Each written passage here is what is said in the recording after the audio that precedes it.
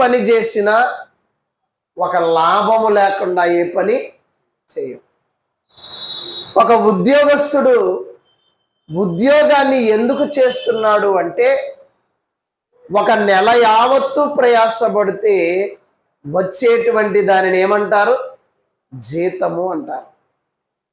ఒక కూలివాడు ఉదయకాలమే పోయి సాయంకాలం వరకు ఎండలో ప్రయాసపడి వస్తే వాడికి నిర్ణయించబడినది ఏమిటి అంటే కూలి అంటారు. వాడు ప్రయాసకు తగిన కూలిని నిర్ణయించాలి. వాడు పనిచేసిన పని కాలానికి జీతాన్ని చెల్లించాలి. ఈ రెండు కూడా మన కార్మిక చట్టంలో ప్రతివాడు తన తన పని కొలది జీతాన్ని పొందాలి. అందుకే లేబర్ చట్టంలో ఒక లేబర్కు ఉండేటువంటి హక్కులు ఏంటి అంటే, వాడికి పని కాలం 8 గంటలైతే ఆ పని కాలంలో పనికి తగ్గ శ్రమ, పనికి తగ్గటువంటి జీతాన్ని నిర్ణయించాలి ఆ కంపెనీ వారు.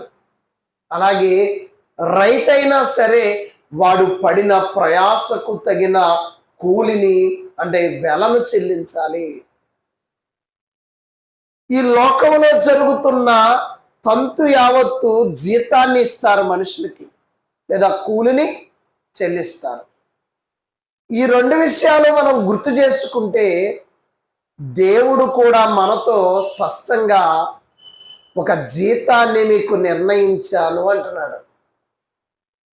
దేవుడు నిర్ణయించే జీతం ఏమిటి, లేదా కూలి ఏమిటి, లేదా దేవుడు నిర్ణయించిన ప్రతిఫలం ఏమిటి మనకి అని ఒకసారి జ్ఞాపకం చేసుకుంటుంటే ఆయన అంటున్నాడు, వాని వాని క్రియల చొప్పున